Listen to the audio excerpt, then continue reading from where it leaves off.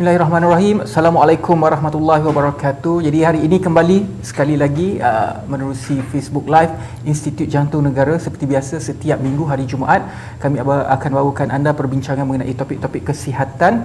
Hari ini 2 April 2021, insya-Allah tidak lama lagi, kurang daripada 2 minggu kita akan menyambut bulan Ramadan. Satu bulan ditunggu oleh umat Islam dan satu bulan yang ditunggu oleh ramai orang kerana bulan ini dikatakan satu bulan yang bagus untuk berdiet. Jadi topik hari ini saya rasa sesuai untuk kita bersedia untuk berpuasa ini, tentang diet for Ramadan bersama dengan saya pada hari ini, Puan Siti Farhah Sehu Alwudin, salah seorang dietitian di Institut Jantung Negara. Assalamualaikum, salam Jumaat Puan. Waalaikumsalam. Jadi Puan, 2 minggu, kurang daripada 2 minggu kita nak berpuasa seperti biasa. Setiap tahun memang kita berpuasa. Betul. Jadi setiap tahun jugalah ramai di antara kita ni menggunakan bulan ini sebagai peluang keemasan untuk adjust balik diet. Ada yang menurunkan berat badan, ada yang nak pakai saiz S pada waktu hari raya. Jadi sebelum kita berganjak kepada spesifik kepada diet untuk Ramadan ini, komen Puan sendirilah tentang non-communicable disease NCD di Malaysia, terutamanya apabila obesiti antara tertinggi di kalangan negara-negara ASEAN dan juga penyakit-penyakit yang tidak berjangkit lain di Malaysia. Bagaimana? Okey, memang obesiti ni satu masalah global lah yang macam you mention tadi pun, memang Malaysia ni kebarangkalian dewasa yang didapati mempunyai masalah obesiti ni memang tertinggi dekat Asia Tenggara Dan bukan dewasa sahaja, sekarang ni obesiti ni di kalangan kanak-kanak pun memang sangat tinggi. Kalau kita tengok data untuk tahun 2019 pun, kita dapati kanak-kanak antara umur 5 ke 17 tahun, obesity rate dia dalam about 14.5% kanak-kanak yang obes dalam lingkungan umur ni. Jadi memang obesity merupakan satu keadaan yang membawa kepada macam-macam masalah kesihatan, kencing manis, darah tinggi, sakit jantung. Jadi of course niat nak kurangkan berat badan untuk menjaga kesihatan tu cara yang baik, dan of course dia bukan saja boleh dilakukan di bulan Ramadan, ramai orang buat di bulan-bulan lain pun, tapi orang bila dah Ramadan tu dah kata mesti kena puasa kan, so dia rasa lebih berdisiplin lah untuk buat benda tu di bulan Ramadan ni, insyaAllah. Mungkin lah boleh kata dia lagi senang lah sikit sebab semua orang ramai yang berpuasa sekali. Jadi tak ada, orang kata tak ada gangguan dari segi macam Allah temptingnya nak makan, dia orang makan, semua orang berpuasa. Jadi kalau anda ada apa-apa soalan, anda boleh saja terus bertanya. InsyaAllah nanti saya akan baca dan terus tanya kepada pakar kita tentang diet. Pergi saja ke Facebook Institut Jantung Negara, di ruangan komen di bawah live yang anda tengok sekarang tu ada ruangan komen. Jadi letakkan komen anda, soalan anda, nanti saya akan ajukan kepada Puan Farhah, ataupun di Facebook ataupun di Instagram saya m.ridwan mustafa. Juga boleh pergi ke Institut Jantung Negara punya Facebook dan komen dan letakkan soalan anda di situ. Jadi kita beralih kepada topik kita pada hari ini, iaitu diet untuk berpuasa. Jadi sebagai persediaan Ramadan, checklist macam mana yang perlu kita buat ni Puan?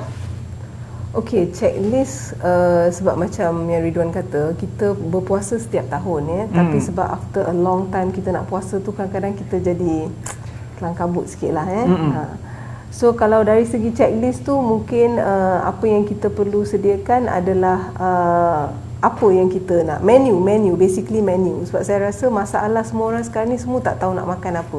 And even normal days pun orang rasa confused nak makan apa, balik ni nak makan apa kan Jadi saya rasa menu tu sangat penting lah Dan bila kita bercerita tentang menu, kita kena ambil kira siapa yang ada di rumah. Kalau kita ada anak-anak kecil, dan menu tu kena ikut kesesuaian dia juga. Sebab kadang-kadang kanak-kanak ni dia tak makan, dia punya preference tu tak semestinya seperti kita. Jadi kita kena fikirkan menu untuk kita, untuk anak-anak yang ada di rumah. And then kita bila dah prepare menu tu, sediakanlah benda-benda yang berkhasiat. Make sure dalam peti ais tu cukup buah kurma ada, buah-buahan maybe jus buah-buahan. So apa yang perlu, kena buat shopping sikit. Kena buat shopping makanan yang seimbang, yang senang untuk kita makan time bulan puasa ni. And kita juga perlu checklist, kena adakan bajet lah juga. Kena adakan bajet, sebab saya rasa bajet tu bukan bermaksud seseorang tu kena ada kekangan kewangan untuk buat bajet, tapi saya rasa konsep puasa tu sendiri, kita tahu kita puasa tu kita nak amalkan kesederhanaan, ya, kita kena tahu konsep puasa tu. Jadi kita perlu adakan bajet supaya tak adalah perbelanjaan yang sia-sia. Kita belanja untuk makanan yang macam mana, ya. Mungkin ada perbelanjaan untuk makanan bukan untuk kita je, mungkin untuk orang lain, kita nak bersedekah dan sebagainya, ya, checklist tu. Dan bagi sesiapa yang mengambil ubat, saya rasa ini satu checklist yang sangat penting, iaitu pengubahsuaian dari segi pengambilan ubat, ya.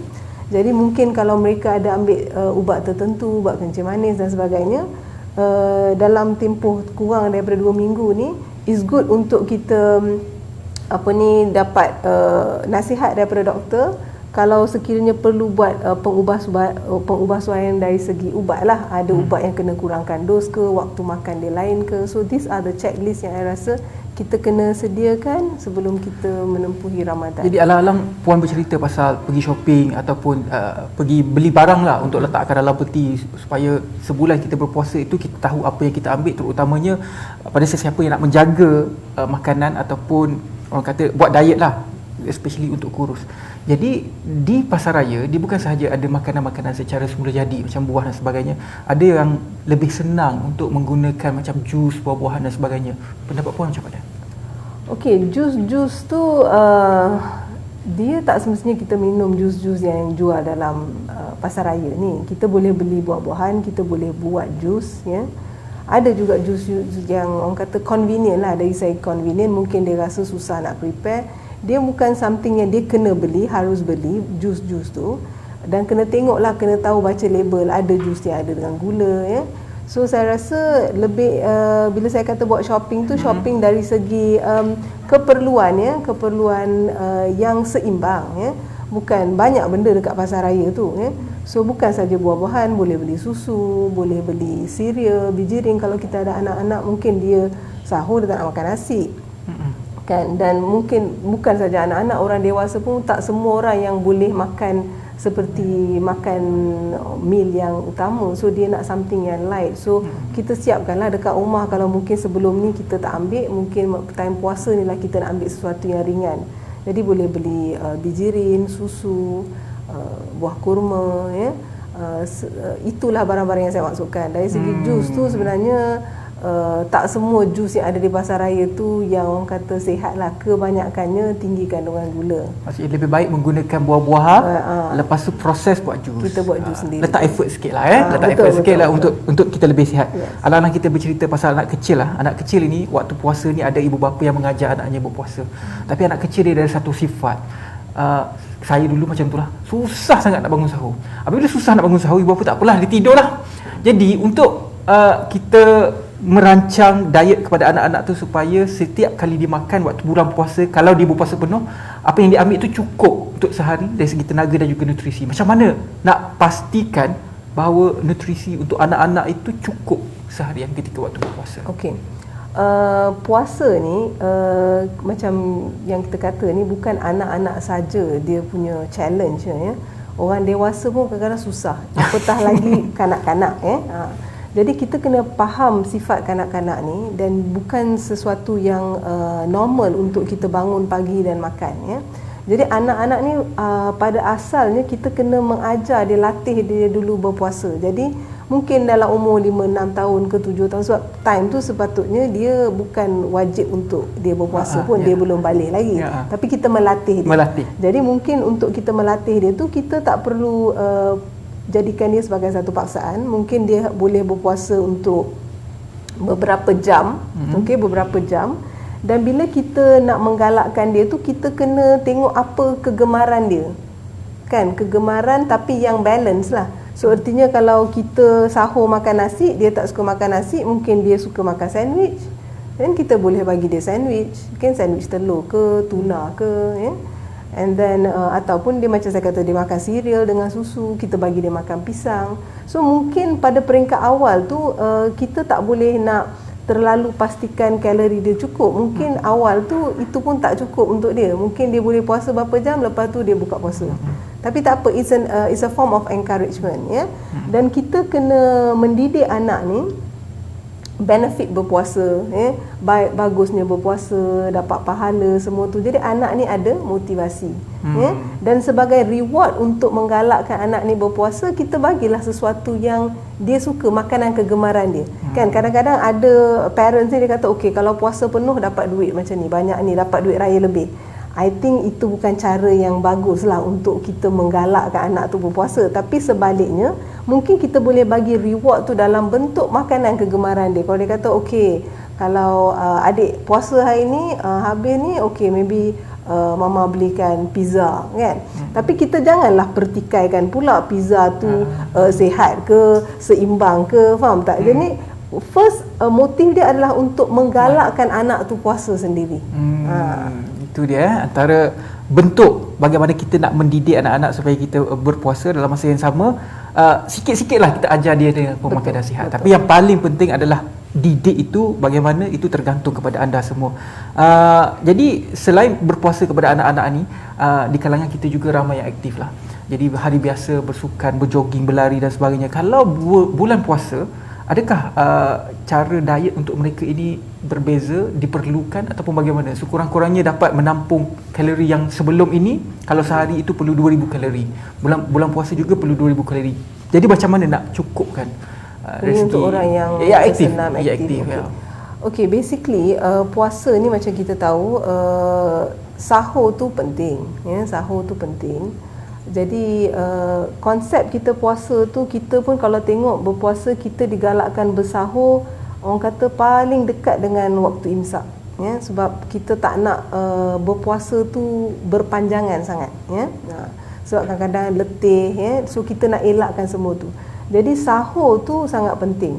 Dari segi kalori, dia lebih kurang sama, sebab kalau kita aktif, sebenarnya seseorang yang aktif masih boleh aktif di bulan Ramadan pun, tapi mungkin dari segi intensity aktif dia tu taklah seperti di hari biasa, Dan even kalau seseorang tu nak bersenam pun, kita galakkan dia bersenam pun dekat-dekat nak buka puasa.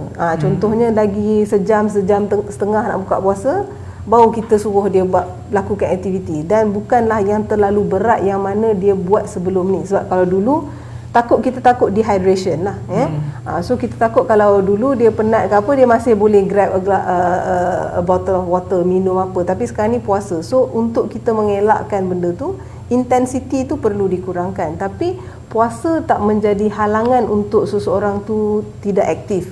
Dia boleh aktif, aktif, tapi makanan dia kena seimbang lah. Jadi sahur dia kena makan lengkap, karbohidrat yang lengkap. So bergantung pada apa pilihan karbohidrat dia. Mungkin ada orang dia suka makan nasi, ada orang dia makan roti, ada orang dia makan cereal, mesti ada makan buah, ada makan protein, ayam ke ikan ke. Sebenarnya makan tu tetap sama. Untuk sahur tu kena makan lengkap. Tapi masalah kebanyakan kita ni, sebab makan pada awal pagi tu bukan sesuatu yang biasa dibuat. Jadi orang jadi makan tu remeh, tak ambil peduli sangatlah, tak ambil peduli. Jadi bila macam tu yang menyebabkan dia efek daripada situ, mungkin bila berbuka tu dia dah tak boleh kontrol lah. Dia dah lapar sangat, sahur pun dia tak makan seimbang, dia tak makan secukupnya. Bila buka puasa tu jadi makan berlebihan. So itu antara kesan yang terbawa-bawa disebabkan oleh pengambilan yang tak sempurna masa sahur tu sendiri. Ya. Okey, sebelum kita berehat, ada lagi satu soalan ni. Saya rasa dia berkait dengan soalan tadi. Jadi orang yang aktif ataupun sesiapa sahaja ada tendensi untuk mengambil suplemen. Jadi dalam bulan puasa, bagaimana dengan pengambilan suplemen? Okey, suplemen ni sebenarnya bukan kata sebab Ramadan kena ambil suplemen. Tiada lah, bukan macam tu. Suplemen apa yang kita ambil? Ada orang ambil suplemen untuk kulit, ada orang ambil suplemen untuk jantung, ada orang ambil suplemen untuk hati. Suplemen ni nama dia pun makanan tambahan. So dia takkan menggantikan makanan utama. Jadi harus seseorang tu ambil suplemen untuk bulan Ramadan tu, dia tak diharuskan. Tapi sekiranya memang menjadi amalan dia mengambil sesuatu suplemen tu di bulan-bulan lain, bukan bulan Ramadan, dia boleh continue juga pada bulan Ramadan, tapi tak dikhususkan sebab bulan Ramadan you kena ambil suplemen. Tak, bukan macam tu. Okey, itu dia penerangan doktor. Selepas ini ada beberapa lagi isu yang kita akan sentuh, contohnya gastrik, itu antara isu yang popular, dan juga adakah dari segi peminat tega kafein dan juga merokok, kesan bulan puasa bagaimana. Segalanya selepas ini, kita berehat seketika.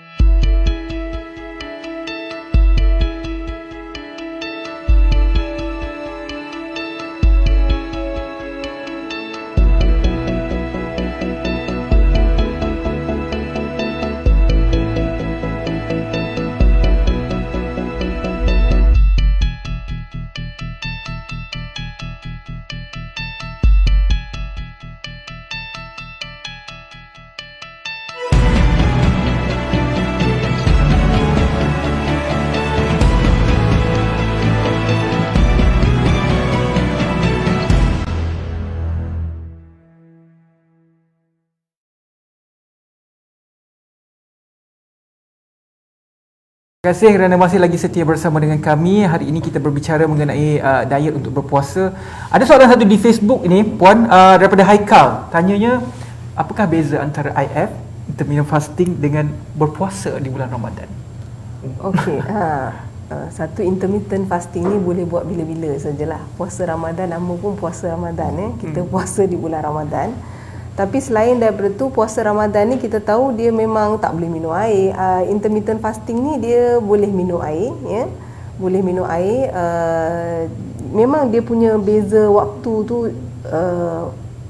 waktu berpuasa tu tempoh dia berbeza. Tapi nak kata tempoh ni bergantung juga orang dekat negara lain, dia punya tempoh puasa ada juga yang lagi panjang daripada tu, ya.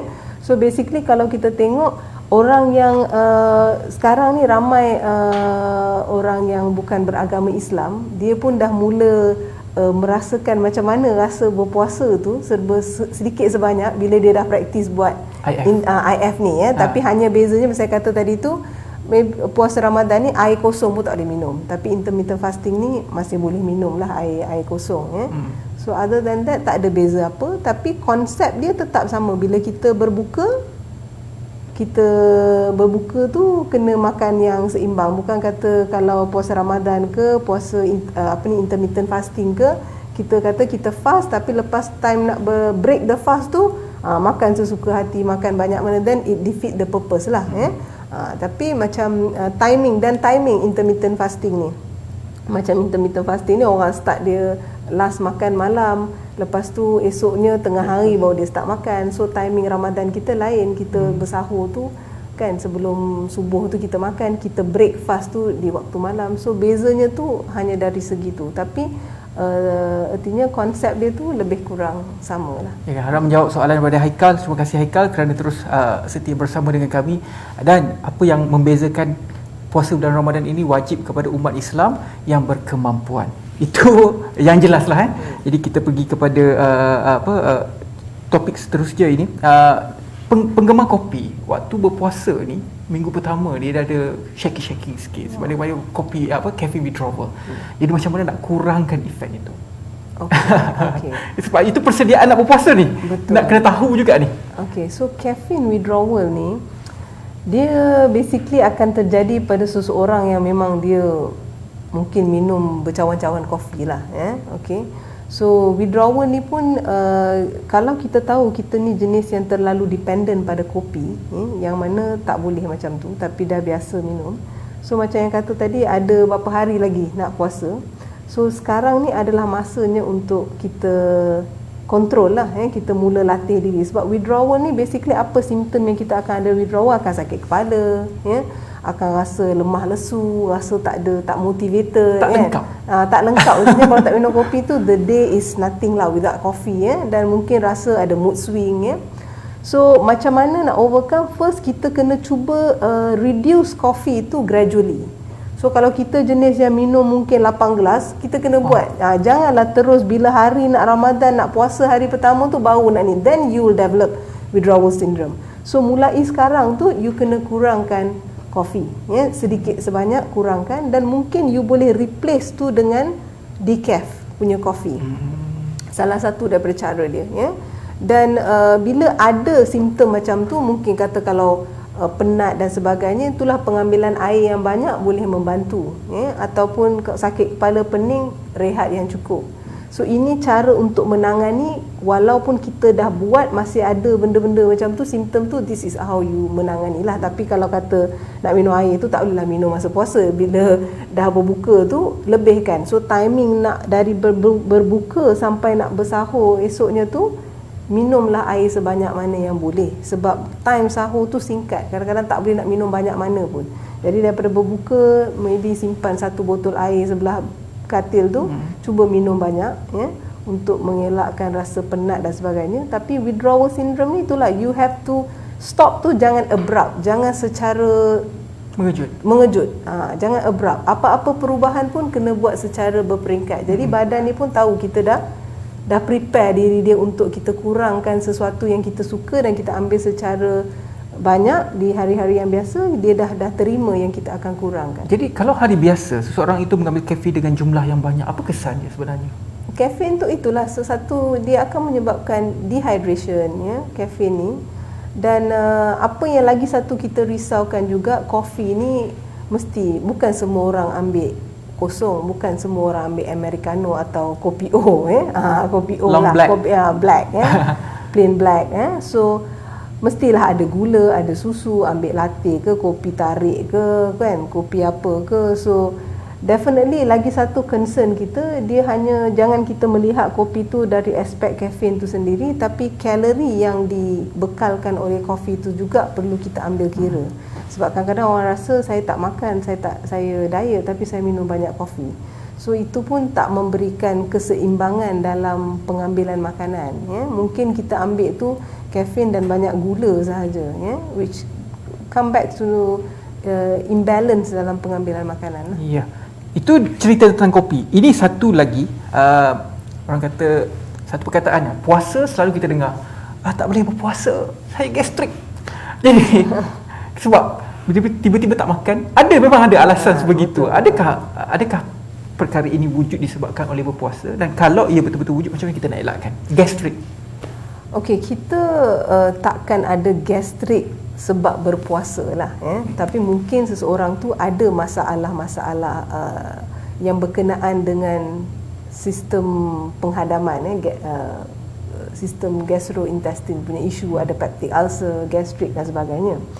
So basically untuk kita mengelakkan rasa ni adalah pilihan makanan, So bila kita makan pun, contoh bila kita berbuka, tu jangan terus ambil something yang heavy.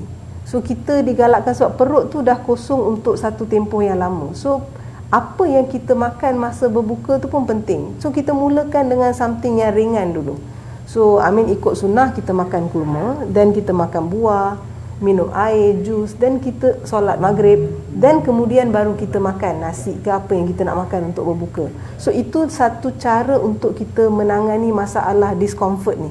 So kadang-kadang bila you makan terus, dia akan menyebabkan you punya sistem penghadaman tu macam terjejas sikit. Tiba-tiba you loadkan satu makanan dalam kuantiti yang banyak dalam satu masa yang singkat. Dan pilihan makanan lah, jangan pilih banyak yang berempah, yang pedas, berminyak. So all this akan menyebabkan discomfort. You akan terjadinya ketidakselesaan pada sistem penghadaman you, yang menyebabkan you sakit perut. So I rasa pilihan makanan yang baik tu dapat melindungi seseorang tu untuk dia dapat benda-benda macam ni, dan makan yang seimbang sahur. Bila dia tak makan betul-betul time sahur, itu yang dia rasa sakit perut, itu. Jadi, so I think puasa tak menyebabkan gastrik lah. Pemilihan makanan itu. Pemilihan makanan. Jadi apakah saranan puan? Berbuka, moreh dan juga bersahur. Macam mana? saranannya? Okey, berbuka macam yang saya ceritakan tadi tu, kita sekarang sebab bazar dah boleh, saya rasa boleh beroperasi seperti betul. Seperti biasa. Dah 1 tahun lepas tu, kadang-kadang orang nak apa ni, nak qadak balik lah 1 tahun lepas tu tak ada bazar kan. So kita kena smart in apa yang kita belilah untuk kita berbuka. Kita tahu bila kita dah berpuasa ni, dah lama kita pergi bazar, rambang mata macam-macam benda, ada kuih-kuih yang kita tak nampak dalam 1 tahun tu, 1 bulan tu, semua benda comes out. So you have to be wise in the selection. Nak beli kuih apa tak ada masalah. Kita puasa pun 30 hari. Jangan 30 hari punya kuih beli dalam 1 hari. Ambillah 1 hari ni kuih ni, esok kuih lagi 1. So apa yang kita berbuka tu, saya kata berbuka dengan kurangkan benda-benda yang manis berminyak.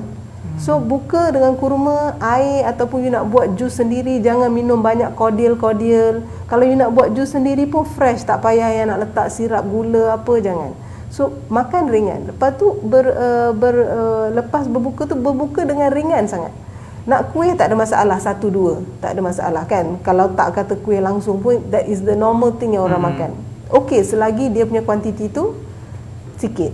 Dan kita berbuka, kita makan balance. Kita anggap makan malam kita makan macam mana, itu sahaja. So kalau kita makan malam seperti biasalah. Kalau kita nak makan hari tu, nak makan bihun goreng lah. Kalau nak makan nasi dengan lauk ayam ke, sup ayam ke, kari ayam ke, kurma ke, tapi seimbang, ada sayur, ada lauk, ada buah, minum air yang banyak. Lepas tu dah solat tarawih apa malam sebelum tidur, jangan pula makan berat. Ini more ni yang lagi berat. Dia sama macam you makan time berbuka. Kalau pergi masjid banyak makanan. Itu cerita dia sekarang. Okey, itulah it's all about self discipline. Sebab benda tu dah biasa. Sebenarnya more ni dia kenalah seringan-ringan yang ni, sebab lepas tu kita akan tidur. Dan sebaik-baiknya kita kena makan last more itu pun dalam 1-2 jam sebelum kita nak tidur. Jadi yang terbaiknya mungkin more tu sekadar mungkin buah, atau nak makan roti, ataupun kalau kita ada habit malam orang minum susu sebelum tidur, ataupun oats ke, kan, cereal ke, benda macam tu saja. Bukan sebelum tidur makan balik nasi lah, murtabak lah, roti john lah, tak boleh lah. Dan itu juga boleh menyebabkan kita rasa ketidakhadaman, rasa tak sedap perut, esok tak selesa, gastrik. So pilihan makanan tu yang lead to all that. Okey. Kalau sahur pula bagaimana? Sahur macam tadi, macam tadi saya cakap tadi, sahur dengan berbuka ni dia lebih kurang sama, tapi hanya yang membezakan mungkin bila berbuka tu ada kuih. Sahur tu tak ada. Jadi sahur ni sama macam kita anggap sahur tu macam makan tengah hari kita. Apa yang kita makan tengah hari? Nasi, ada sayur.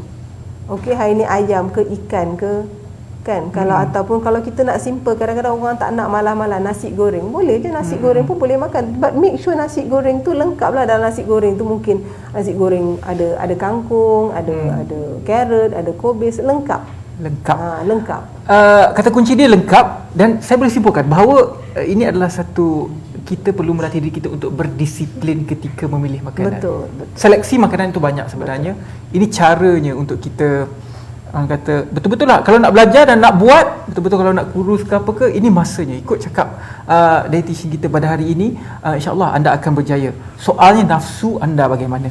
Mungkin di akhirnya ini, kalau di IGN apa yang ditawarkan, khususnya macam mana program-program untuk pesakit dan sebagainya waktu bulan puasa khususnya? Okey, biasanya di IJN kita pakar pemakanan ni, kita memang advise pesakit berkenaan masalah kesihatan, dan kita tahu pesakit-pesakit yang datang ni ada macam-macam masalah kesihatan, kencing manis, darah tinggi, ada yang ada masalah buah pinggang. Jadi konsultasi yang diberikan oleh seorang pakar pemakanan ni, kita membantu pesakit ataupun orang biasa yang datang mengunjungi kita, dapatkan servis kita, membantu dia membuat pilihan makanan bersesuaian dengan keadaan kesihatan, bersesuaian dengan lifestyle dia, sebab kadang-kadang kita ada 2 orang yang ada kencing manis, tapi ubat yang diambil tu berbeza, cara hidup dia berbeza, pekerjaan dia berbeza. Semua itu mempengaruhi pemilihan makanan dia, mana dia makan, di mana, dengan siapa dia berada, di mana dia berada. So semua ni kita akan duduk sama-sama dengan pesakit dan membantu dia untuk plankan satu orang kata hidangan, pilihan yang bersesuaian dengan gaya hidup dia, dengan kemampuan dia sebagai seorang pesakit, ya. Jadi kita banyak adakan program-program macam tu. Jadi bukan kata ramai orang yang fikir kalau jumpa dietitian ni, kalau berat badan berlebihan baru kena jumpa dietitian, ya. Bukan, of course masalah kesihatan ni bukan berat badan saja, ya. Ada kencing manis, ada darah tinggi, ya. Ada masalah buah pinggang, yang mana seseorang tu kalau buah pinggang dia dialisis ke tidak. So bila dia dialisis, berapa keperluan protein dia? Kalau dia tak dialisis, berapa keperluan protein dia? Kita juga tengok anak-anak yang ada sakit jantung, ya, yang ada masalah-masalah picky eaters, ya, dia terlalu memilih. Kadang-kadang parents ni susah hati, anak dia semua benda tak boleh makan.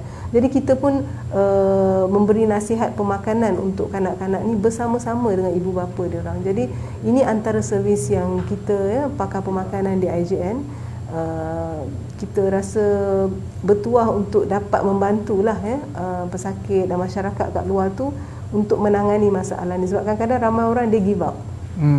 Dia give up ataupun dia rasa kalau jumpa dietitian ni selalunya dietitian akan bagi tahu tak boleh makan ni, tak boleh makan tu. Itu konsep dia, tapi sebenarnya makan ni bukan tak boleh makan, kita nak tengok macam mana kita adjust. So there is always negotiation lah, apa yang boleh kita buat.